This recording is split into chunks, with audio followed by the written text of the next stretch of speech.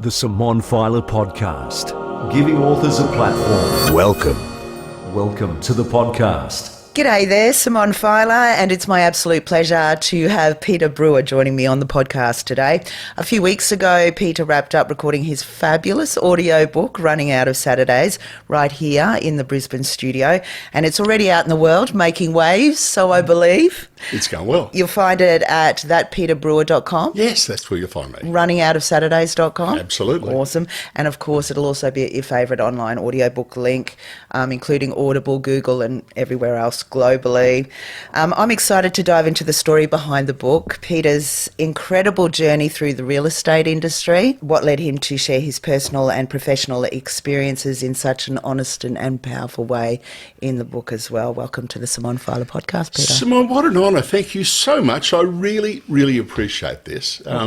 You have a fantastic reputation across the profession. And so, number one, the opportunity to record my book in your studio and to be mentored by you is really special for me. So thank you for all that you've done. Oh, that makes me feel so good. Thank you very much, Peter. It's wonderful. You've had a lot to do with the radio industry as well, and that's obviously the profession that I've come from before I started audiobooks. Radio's been very kind to me over a long period of time. Probably around the mid-90s, mid to late 90s, I spent a lot of time on Radio 4BC talking real estate. Yeah. But it kind of morphed into more than that. I think as you start to develop, I don't know, a bit of a persona and people start to trust you, what you talk about goes beyond property. And I was delighted to spend time with, legends like Ross Davey and Wayne Roberts and John Miller. Greg Carey, Walter Williams, one of your good mates. Yeah. Some wonderful people. And I had a fascination probably since I was 12 years of age with radio. What the masters did and the way they used voice and pitch and tone and silence. That became a real art and a skill for me to study and use in my real estate career. Okay. Because when you're in a lounge room and you're negotiating with people, you've got to use all those skills really, really well. Know how to accentuate, know how to shut up. and how to make a point. And so it became a serious passion, and so radio's been incredibly kind to me, and I've loved it. I would have thought it was so aligned with the real estate industry, and speaking to people just in general rather than just on the air. What kind of segment did you do? I'm sorry, I didn't... I did real estate. So it started as a segment that Ross Davey, who was a mate of mine, Ross was doing breakfast with John Miller on 4BC, and Ross said, mate, Ross and I had done some fundraising for the National Breast Cancer Foundation, and Ross said, can you just do a snippet for us about the property market in Queensland? And I said, I'd love to. And I had a fear of public speaking, but I went, I'll deal with that later. Yeah. And let's just take this opportunity. And so Ross and John nurtured me through this segment. If I'm honest, it was probably atrocious. But I walked away from that with... That's not nice. Well, I walked away with this confidence, In fact, I say in the audio book that, I walked out of the studio with this confidence thinking, oh, well, John Laws is gone. The station management are going to ring me and get the big fella in. And it was to be a one-off interview, and it morphed into ultimately 6 years of being on 4BC across the network and across breakfast and drive and weekends, and any time there was any conversation about real estate, it was, let's talk to Peter Brewer from the professionals, and I made myself available. I made sure my content was good, so real estate was the main thing, but it just morphed into, you find a topic, I think, this is going to sound really, really corny, but I developed an amazing amount of confidence when I got a phone call from station management just leading up to Christmas one year, and they said, Peter, we need you to come into the studio and record your Christmas message for our listeners. Oh, you'd made the big time. And I went, wow. They actually, and so they're playing my message to listeners over Christmas and New Year. Now, they probably had no other content to play. Not true. But it was like, holy dooly, people are actually taking me seriously. Yeah. So, and I think voice is so underutilised and it's so undervalued, and the power that it can bring. And I think even if I look at, and forgive me for waffling, but people that have bought my book, the physical book, the paperback, and have read it, and are now saying, wow, it's so much more powerful when we hear you telling is that the story. right? It's amazing. Okay. And not just young people, it's the crusties, the veterans, the old fellas like me who are going, oh, I love hearing you tell me. A mate of mine, Georgie, said, mate, I go to bed with you every night. Funny. Obviously obviously people loved your voice, and you're a larrikin at heart, like the title of your book says, running out of Saturdays, and looking like an absolute larrikin on the cover there. I love the cover picture. That in itself, and awesome. again, forgive me because I go off on tangents if you give me an opportunity. I chose that because for a couple of reasons. I think it describes me. It's a photo taken out front of the Sydney Opera House at my favourite place on earth, which is the Opera Bar. If I want to relax, that's where I go, and I'm a busy boy. But when I posed that photo to my trusted circle to say, I'm going to have a photo of me having a beer out the front of the Opera House, it was polarising, Simone. People were, you can't do that, you can't have a beer, that's so wrong, What? Amazon won't stock it, and I went, I don't care. We're not in school anymore. 100%. We're adults. 100%. I went, but that is me. And I don't want some airbrushed, thing of me sitting in a studio. I want me. And that is me with my wonky eye and a beer and chilling, Good and for so you. anyway, and I feel very comfortable and confident. And by the way, Amazon still stocked it. Yeah, So I do. of course. And so did Audible as well, related to Amazon. Yes. As a cover of the audiobook. But what I was going to say is that obviously you've got a beautiful voice and you're a larrikin at heart, but obviously the content of your segment being real estate, that's never going to go out of fashion, is it? So how did real estate come about for you? Well, it is Australia's #1 spectator sport. Yeah. People love all kinds of things, but the passion is always about property. And real estate's been in my family since, I'm going to say, 1970, roughly. My dad was one of the foundation members of a real estate group in Queensland, or Australia now, called Professionals. And Dad was a foundation member, and so we didn't have a lot of choice. It was like, we grew up, listening to Mum and Dad talk about real estate at the kitchen table every night. And so ultimately I was destined to become That was basically school for you, right? That was absolutely. It was my apprenticeship as a kid. And so it blended into the family, and that's where life took me. Yeah. And I've loved the journey and the opportunity and the people, and I think the opportunity, and people think this is corny, but the opportunity to help people with their single biggest investment, whether they're downsizing, whether they're upsizing, whether they're getting their first home, whether they're buying an investment for their future, or if they're going through the grief of losing a loved one. We're charged with all that responsibility. And for all the grief that the real estate profession gets, there's always a 10% dickhead factor in any organisation or any profession. But the bulk of real estate people are really, really good, and the fact that people give us the keys to their single biggest investment and say, please look after me, and they share amazingly personal information. Yeah. I treat that with great respect and honour, and it's kept me fed, and it's kept my emotional cup full for the last 40 years. Amazing. And you're still kind of got your hands in there with being the president of the REIQ now. Yeah, that's Does that keep you busy? Yeah, it does actually. Yeah, and I choose to do that because I have a deep passion for the real estate profession in Queensland, well, across the world. But Queensland's my home. And so I've been chairman of the board of the Real Estate Institute for the last 7 years. I've been on the board for the last 9 years, and I've been a member of the REIQ since 1985. Right. So I'm a pretty loyal kind of member. Yeah. But I've loved my time there. I finish in October of this year. I've loved my time there. How are you feeling about that? Oh, it's really emotional because I'm so wedded to it, and I have a magnificent relationship with the CEO, who's become my best friend. She's my work wife. She was my best person at my recent nuptials. I'm really going to miss that.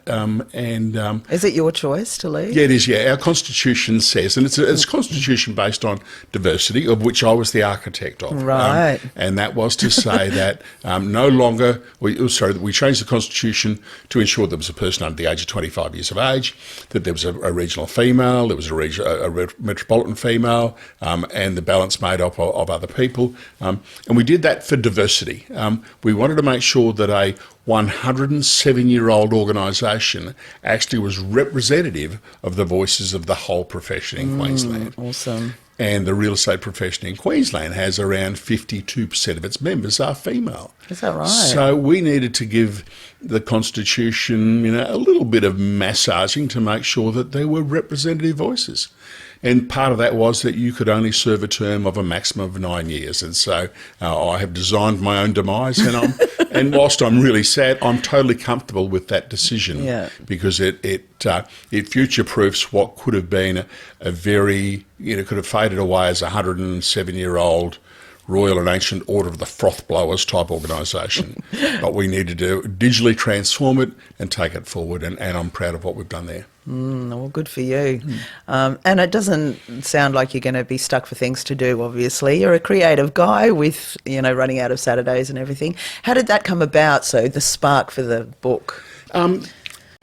How much time let's start. Just the first spark. Obviously, there's quite a few stories in there. Yeah. They're all awesome. I sat out. My mum passed away 2 years ago, and Mum was a magnificent inspiration on my life. Before Mum got crook, she only had 3 months after she got her diagnosis of bowel cancer. Prior to that, I had recorded Mum for 3 hours. I sat down like this, and I put a camera on her, and I put a mic on her, and I recorded her stories for 3 hours. And we treasure those memories now. And we didn't think about, well, I suppose we thought about what they would be, but we now get to watch them, and it's fantastic. And I sat back and I thought, Simone, I can tell you lots about my parents. I can tell you a little bit about my grandparents, and I can tell you nothing about my great-grandparents or beyond them. And I think that's tragic because we can't go to a USB drive, plug it into the computer and say, tell me about Beryl and Ruth from 1832. No. We don't have it. All of their stories, all the things they did in life are dust. Yeah. And maybe it's my ego out of control, but I've got two beautiful children, Sam, 34, Lauren, 31, and I've got two magnificent grandchildren, Sydney and Gigi, 2 and 1, and I've got a grandson due in November. Oh, congratulations. Yeah, we're so excited. And I look at them and I think, they know a little bit about me, silly old Papa B, and Papa B sort of visits every week or so. But who knows how long any of us are around. And I thought, I want to make sure that I leave a legacy that at some stage in life, they can look back on their silly old Papa B and listen to some of my stories. And hear my voice and hopefully break some twigs for them on the way so that as they go through life, there'll be lessons that they can say, oh, okay. So I'm hoping that that's what it becomes. It started off just being something I was writing for them, and it kind of morphed into this beast of 109,000 words. And I went, this has actually probably got some traction as a proper book and as an audiobook.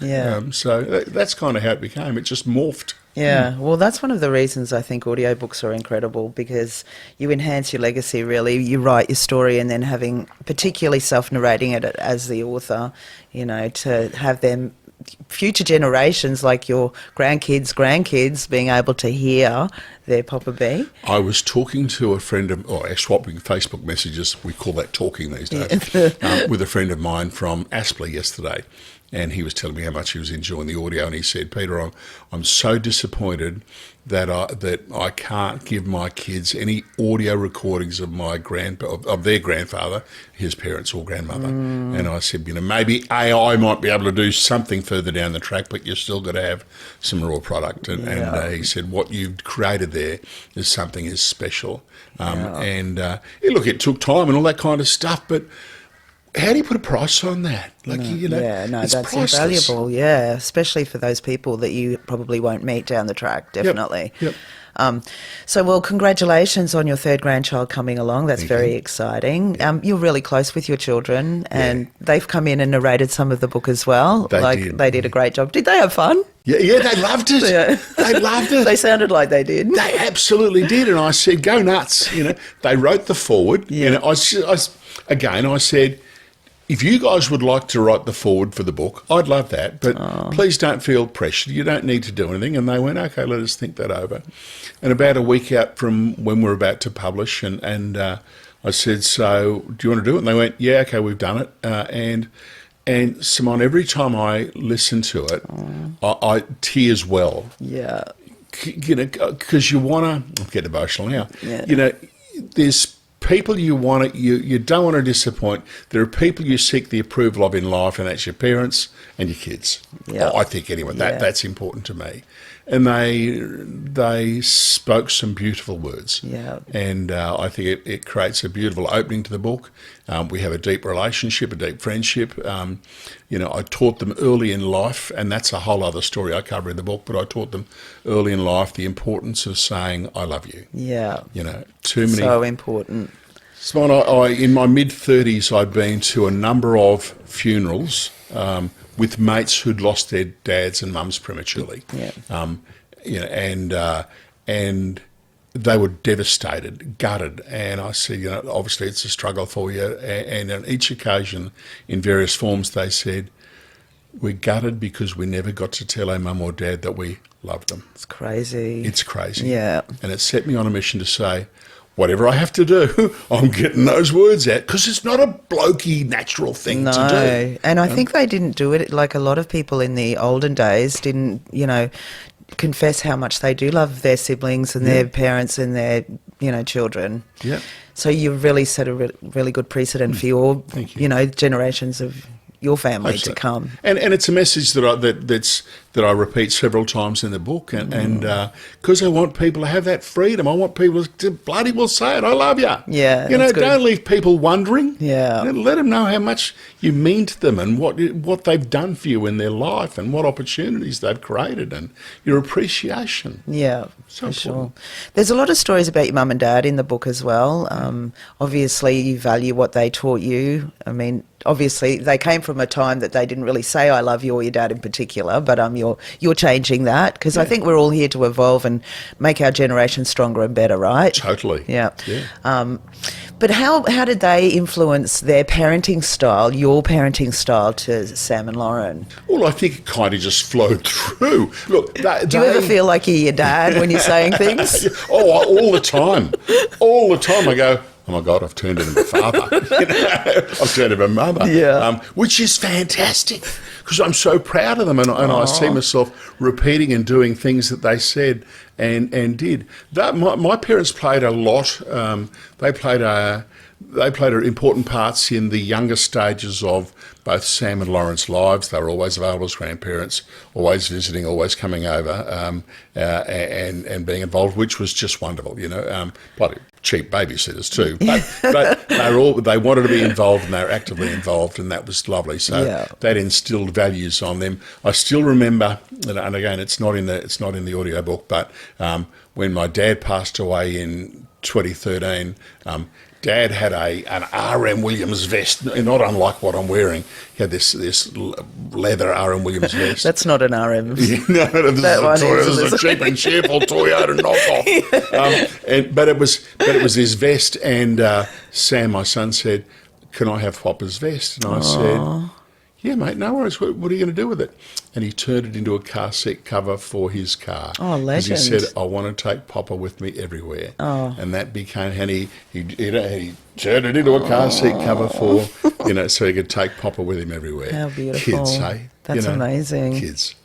Beautiful. Yeah. And now your grandkids. Yeah, and grandkids. How are they coming along? Do you get much of an input to grandparent them, rather? I'm not sure that I get much of an input. Look, you just do your thing. And it's one of those hard things that I struggle with as a 65-year-old male, is that how much do you inject yourself into your children's lives? Do they want you there? Are you a pain in the ass? Where's your place? And so I just make it my place to be available, and I make sure I'm in contact, and I try to get there once a week. They're on the south side, I'm on the north side. Right. And I think kids work it out as we go, and you find that happy place. But I absolutely want to be a very important part of their life. Yeah. We took, last year, a couple of years before that, had been really bad years with the loss of mum and stuff. And I said, let's go to Bali. We need a good use family holiday. Yeah. And so my partner and I, my two kids, their partners, and the grandkids jumped on a plane and went to Bali for a week. Oh, legendary. It was the best thing ever for the family. Simone, I thought they would probably say, see you, Dad, catch you. But we had every meal together. Oh. We went out as a family every day. You've done something right there. And it was chicken soup for my soul. We'd all been through a really shitty time with the loss of mum. And it was chicken soup for the soul, and I realised, actually, I am relevant to them, and they do appreciate it. So, you've got to do that kind of stuff as well. So. Yeah, definitely. So with the book, yes, running out of Saturdays, what was your writing process with it? Well, I attended Wynnum High School in the... You're Brisbane born and bred? I'm a Brisbane born and bred. Yeah, this is home, have no intentions Bronco of being supporter. anywhere else, absolutely. The mighty Bronx. I went to Wynnum High School and I was atrocious. I couldn't spell. I worked hard on that. I couldn't tell you what an adjective, a noun, a pronoun, an adverb, don't start me on Oxford commas or algebra. Okay. I had no idea.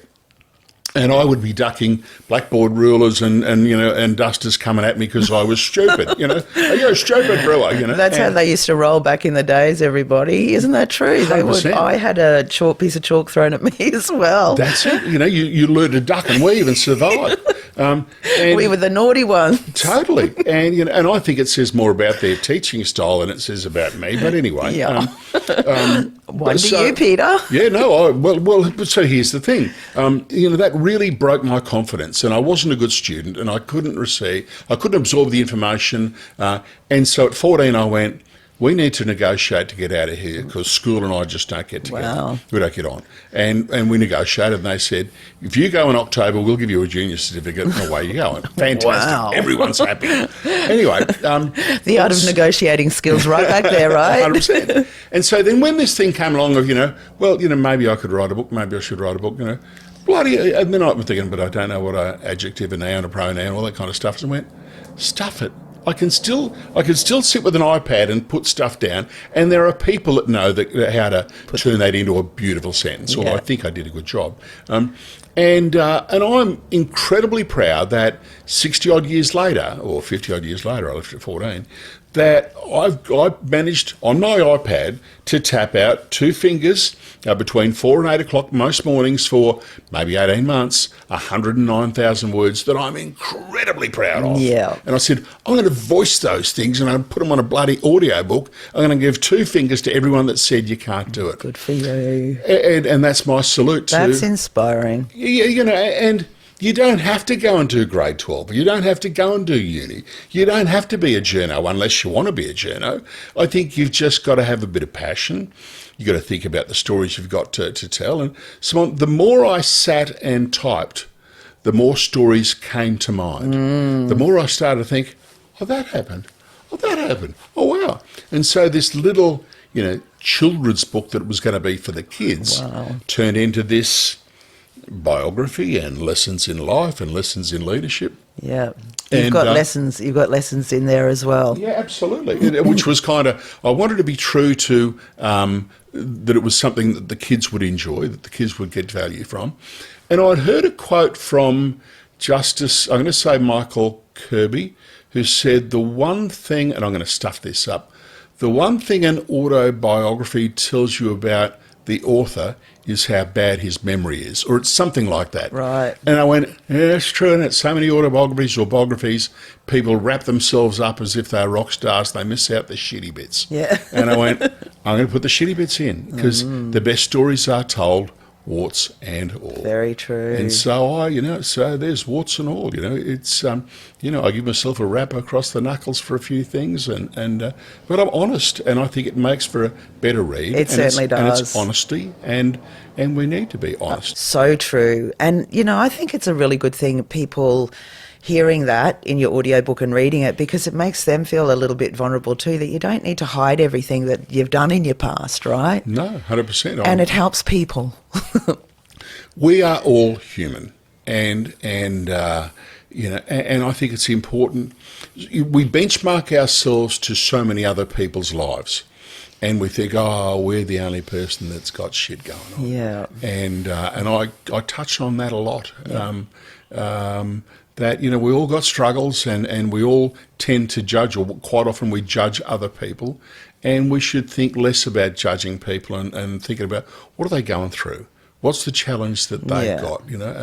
I think there's an opportunity for every one of us to be better human beings. And that was a fair bit of motive in the writing style as well. Definitely. Let's just be better human beings. Yeah. It's a pretty shitty world for a lot of people out there. Yeah.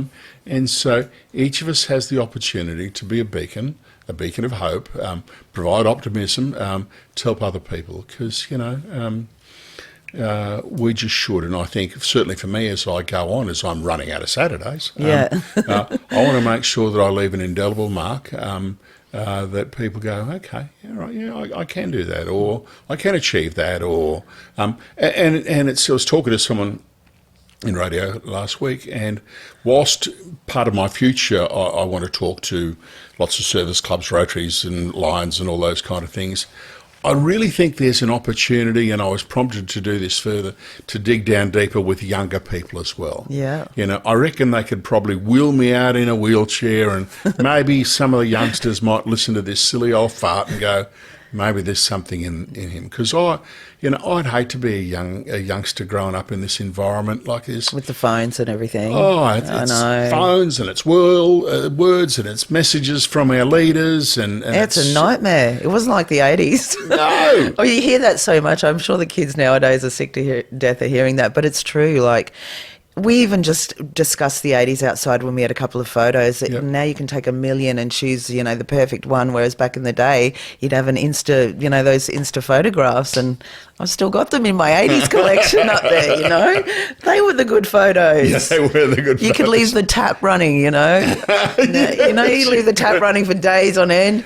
I don't know what your parents were like, but mine would say you can clear off at 6 o'clock in the morning. We grew up in Mackay. Yeah. Come back when the lights would come on at night. It was a safe environment. It's a whole different world. Yeah. And so how kids figure that out, and then how do kids and parents figure that out, between themselves? Yeah. Because what our expectations are and what our values are might not be what they're used to. Or anyway, so it's so I hope I can impart some wisdom, hopefully to parents, but certainly to some of the younger generation as well. I definitely think so.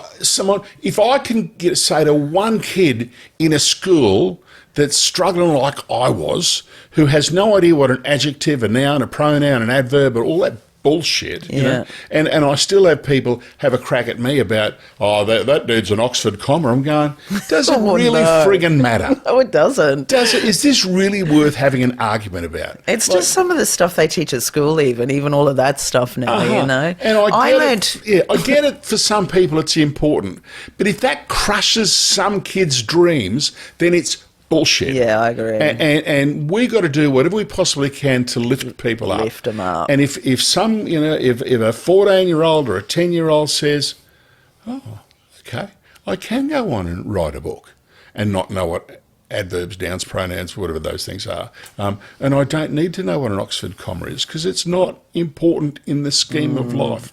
There are so many other more important things in your life than that BS. That goes with what you were saying just before about being kind to people. You don't know what's going on in their life.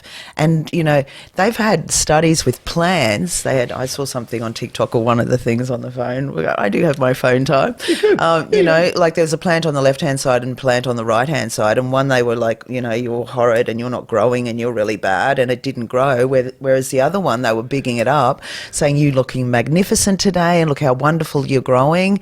And it was flourishing. That's fascinating. Both exactly the same lights. Yeah. And they've also done studies with water, and water, the compounds are really happy and make beautiful patterns in ice and stuff if it's being talked up to really confidently, and the water that was talked down to is fractured and doesn't look good. I can totally believe Yeah, that. so I can totally believe people need to be reassured and bigged up rather than be put down. Then you can achieve anything. Totally. Yeah. Totally. Yeah. I was, if I speak about it in the audiobook, before I left Wynnum High, I'd said to 6 of the teachers, any chance of getting a reference? And 4 of them ignored me, go them motivating the young fella. Cheers. And 2 of them wrote references, and the first one came from Bernie Lee, and I tell him this, Bernie gave me a sealed envelope. Like I waited a week for this reference, had to remind him 3 times. He gave me a sealed envelope, and I got the envelope, and I went, it's like, Simon, it's like, it's the old days when you go to the X-ray place, you'd have this sealed envelope, and you'd have to go and see the doctor a week later, and you'd go, do I open this or don't I open this? And temptation got the better of me, so I steamed the envelope open to see like what infinite pearls of wisdom had Mr. Lee written in this reference for Peter Brewer, who he'd taught for 2.5 years. And I opened up and went, this is going to be amazing, these pearls of wisdom. And it said, I can confirm that Peter Brewer attended Wynnum High School from January 1975 to October 1977. Yours faithfully, Bern Lee. I went, that's it. Let's inspire that future generation. No way. I actually think that reference said more about his ability as a teacher than it did about me as a student. And then the other reference came from a guy called Merv Miles, who was the headmaster of the school. And Merv was a good guy, always economic with his words. And Merv gave it to me, just boom, no envelope, said, there it is. And it said, Peter is an independent type of lad who has potential. And I loved that because I went, I reckon that's me. Yeah. I'm not your run-of-the-mill. Maybe I am, but I don't think Definitely I'm your not. run-of-the-mill. and it actually inspired me to say, yeah, I am an independent type of lad, and I bloody know I have potential, and I don't need to conform. And part of the audiobook, Simone, I make reference to lots of songs that influenced my life. And I finished with Run to Paradise. That's not supposed to happen. Sorry. Popular guy. And that's okay. We're not at school now with those guys. Naughty boy, Brewer. That's it. Stand in the naughty corner. Where's that chalk?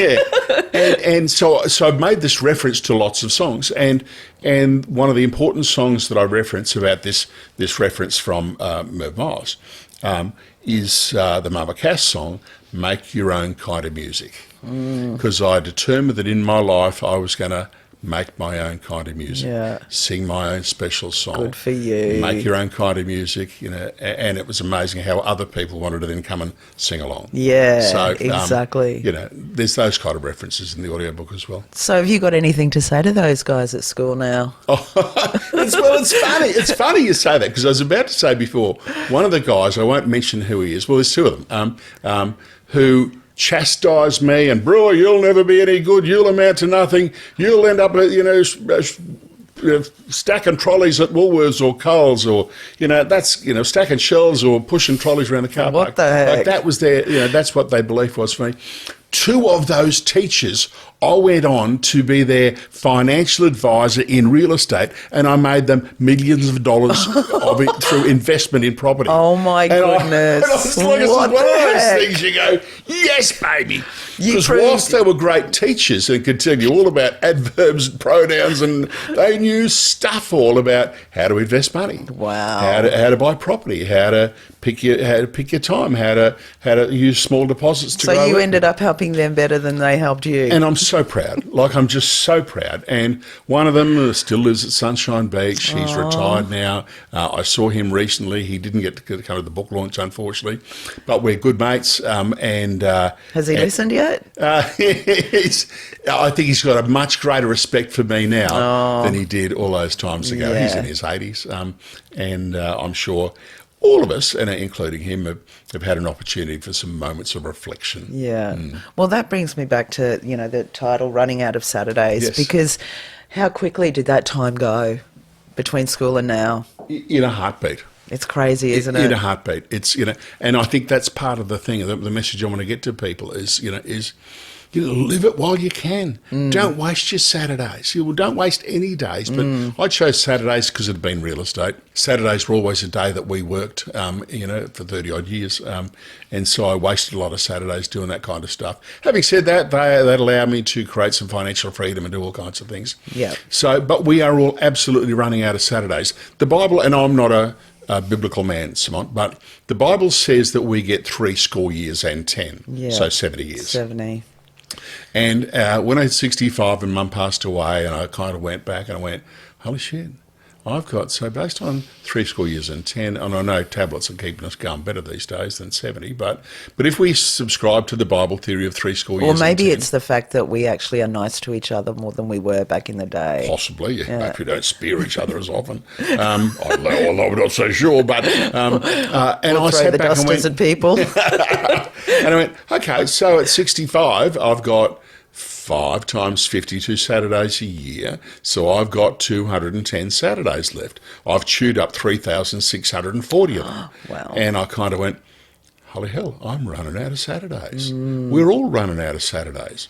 So let's give this bloody thing called life a really good shot. I should have been having this kind of thinking, and I probably was, for the last 50 years, but I'm bloody determined on making sure Better late than I never. make the next 210 of them count, Yeah. like super count. And I want to share that message to Yeah, people. it's important. Listen up, kids. It's important. Take 100%. advantage of, and also take advantage of youth, the youth that you have. Yep. Because that's also a gift that doesn't last forever either, right? 100%, yeah. The bits start to fall off and Yeah. when they start to not work Yeah, as well. or you spend too much time in the sun like I did and you can get cancer and stuff, and it just enjoy it. And There's little reflections in there, which about effective use of time.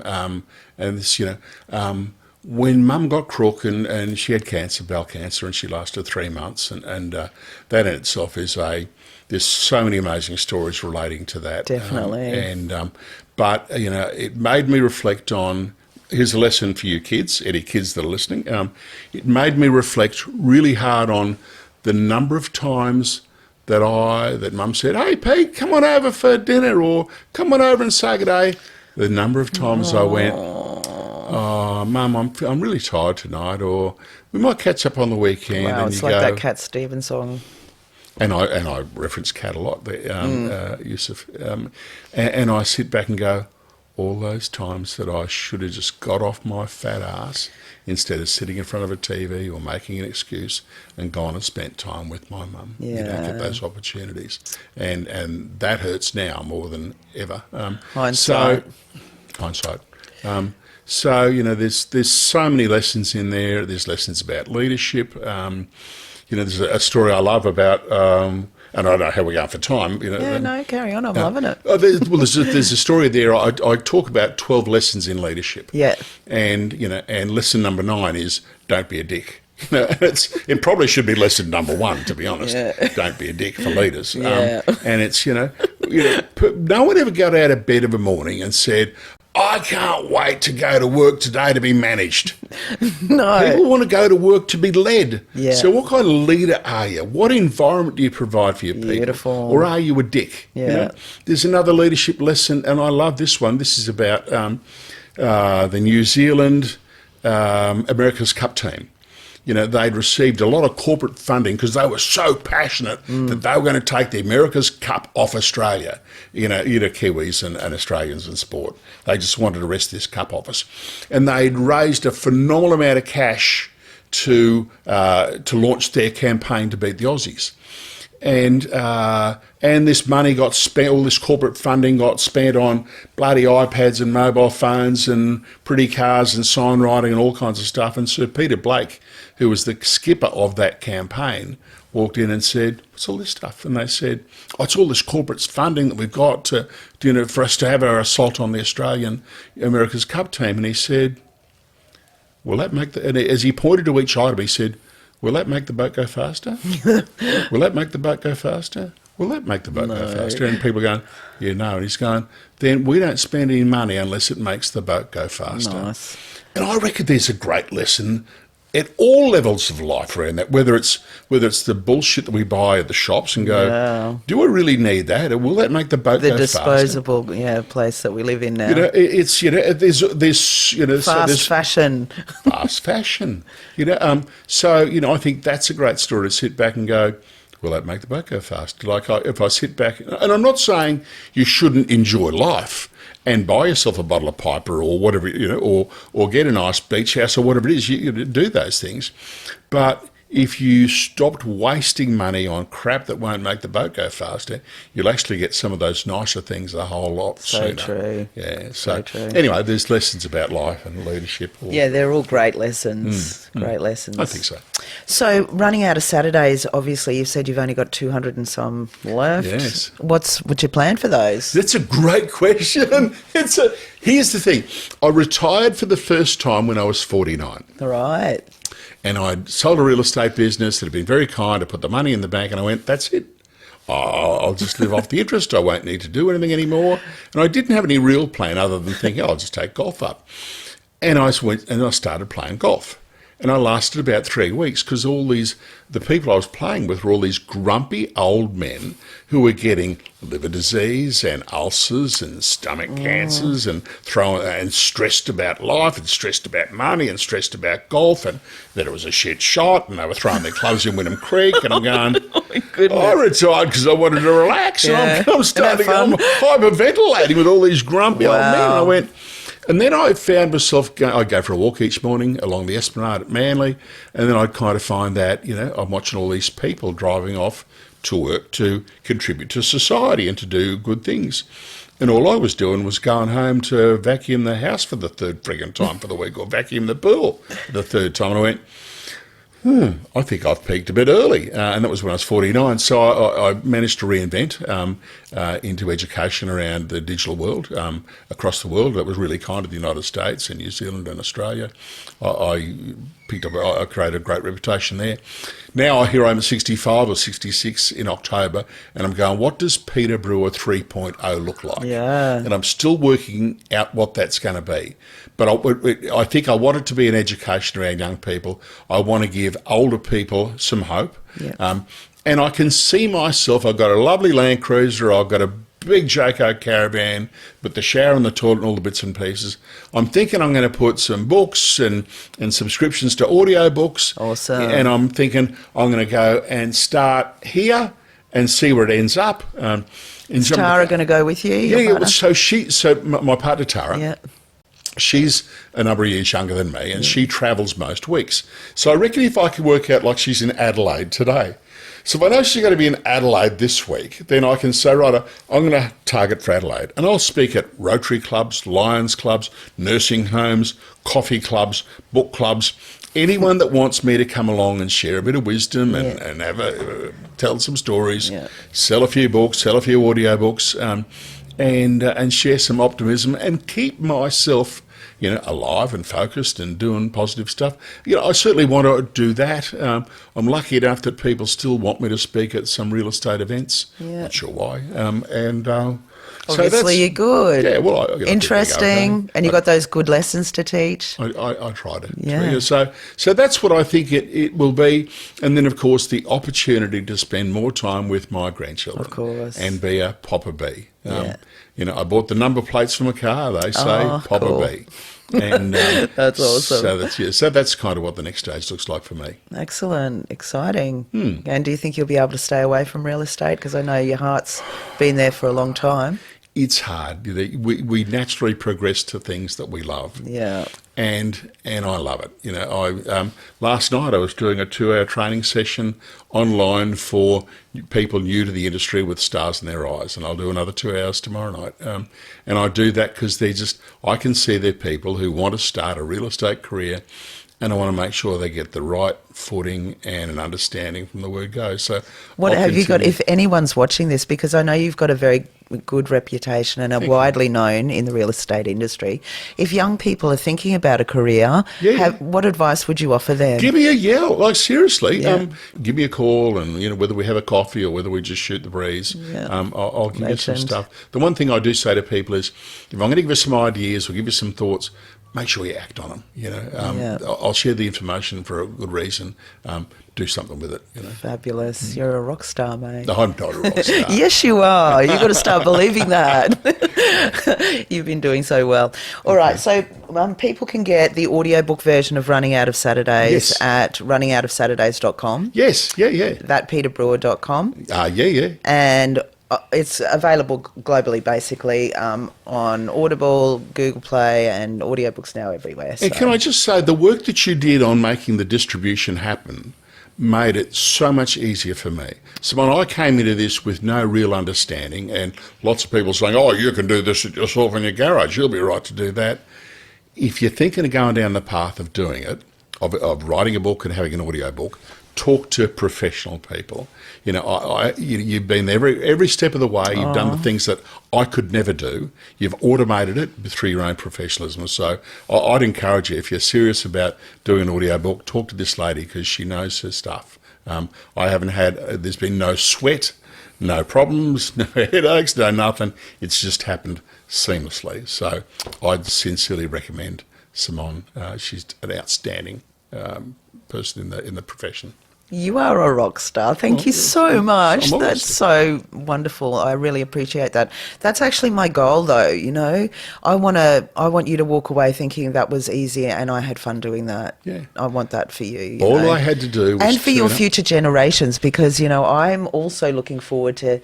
I'm not going to be here either. In 4 generations to come with your people listening to you read your audiobook. So that's it, isn't it? Like it's there's got to be a legacy. Yeah, that's right. And I'm so friggin' proud. That's my legacy. Yeah, you've done well. And look, whether the kids use it as kindling for their fireplace, they won't. I don't think of it, but then their parents haven't taught them well, right? Or whether they draw all over the pages, they won't. They love it. But I think we can all leave a legacy, and we've all got a story to tell. And there's 2 things I've been saying to people lately, Simone. Number 1, think about how many Saturdays you've got left. Like, how many Saturdays have you got left?